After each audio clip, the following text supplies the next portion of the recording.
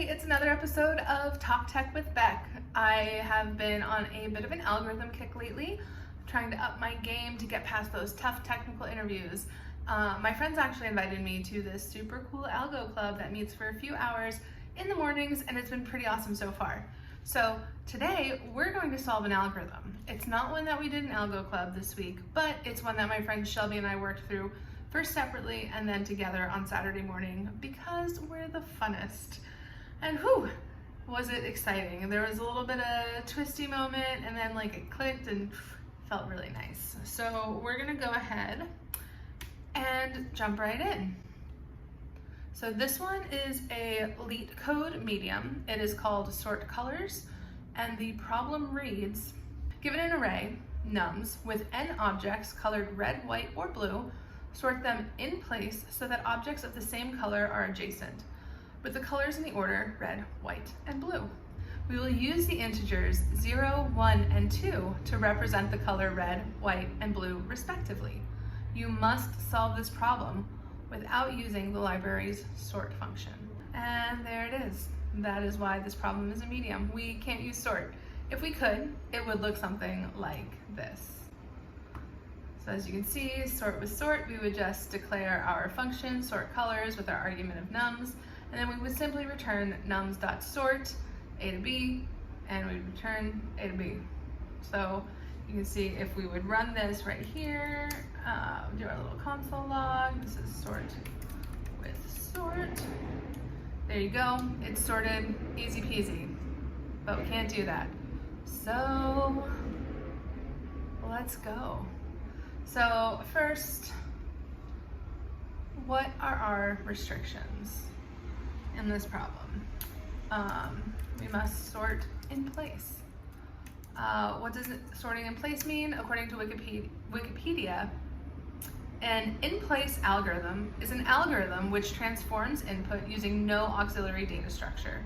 However, a small amount of extra storage space is allowed for auxiliary variables. Basically, we can't store our sorted array in a new array. We have to compare and swap our numbers array in place. So, big no to saying like, we can't be like, let sorted array equal this, because that is a big fat no, because that is not sorting in place. So instead we can declare like a temporary variable that can hold a max while we switch. This is no good. All right, so first we know that we're gonna have to loop through our numbers array, and that we'll need a variable that's gonna allow us to briefly store that value so that we don't lose it. Since the variable is just temporary storage, we can declare it in our loop. So we can go ahead and get started with say const sort colors equals nums. Give me a fat arrow.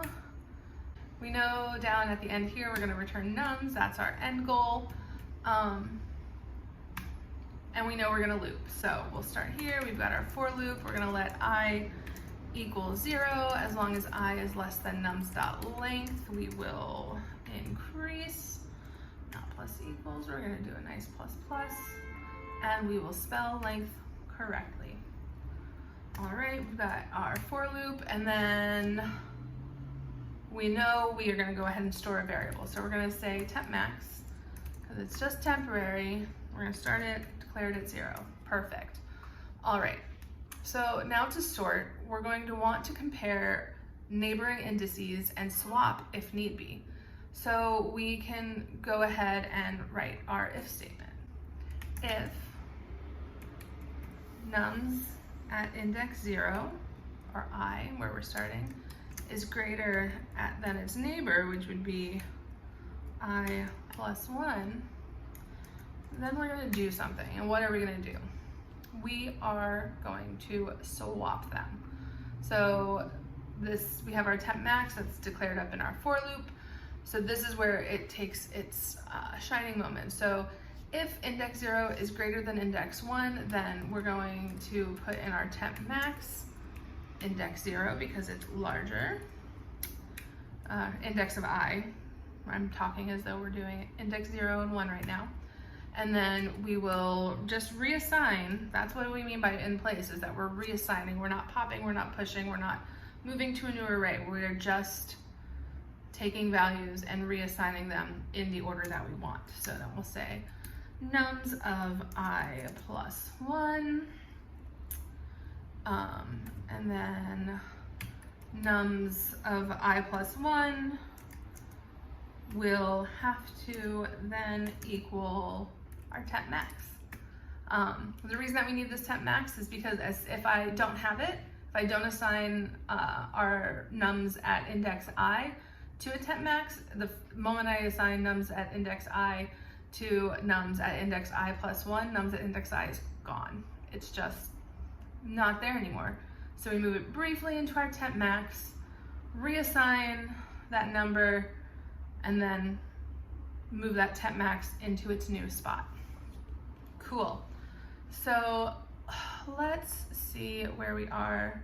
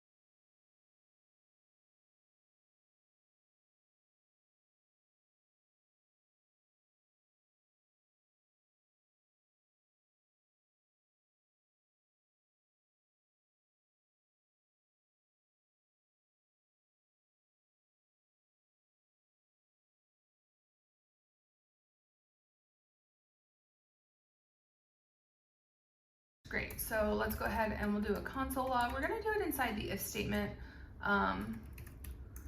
so that we can see what happens every time we hit our if statement. And then let's do another one outside of it too.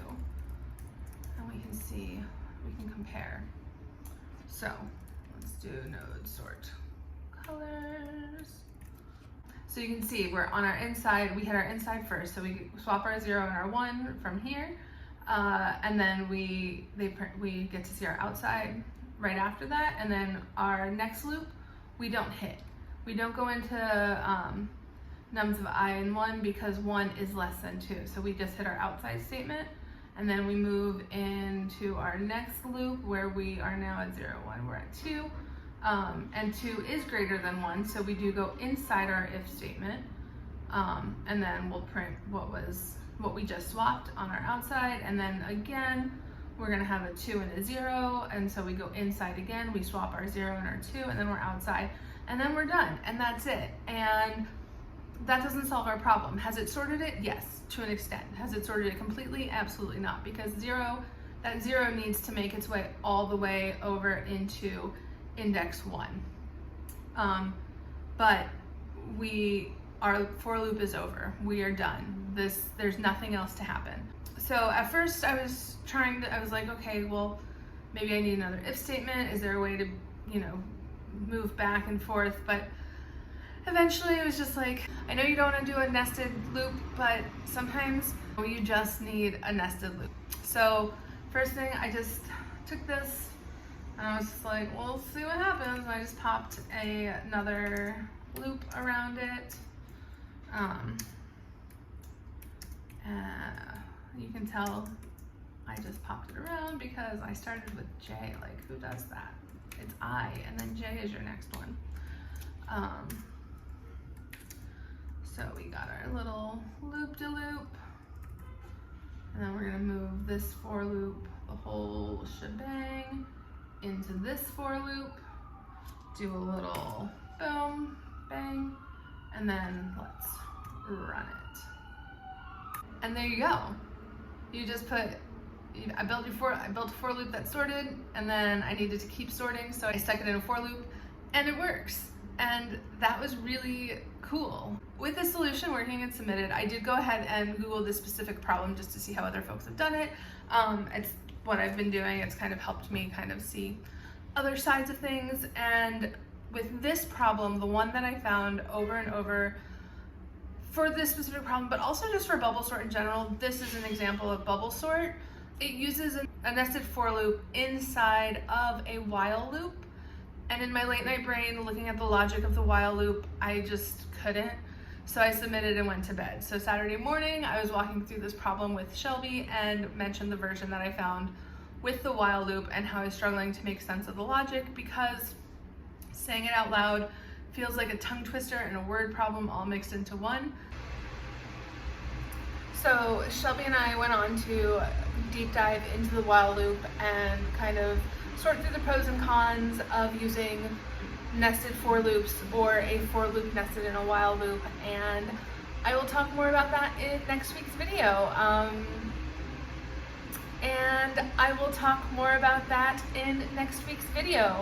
So thank you so much for joining me for this algorithm. We will continue with a little bit of refactoring next week and talking for loops and while loops. Don't forget to like and subscribe, and thanks for watching. Have a great night, day, morning, whatever.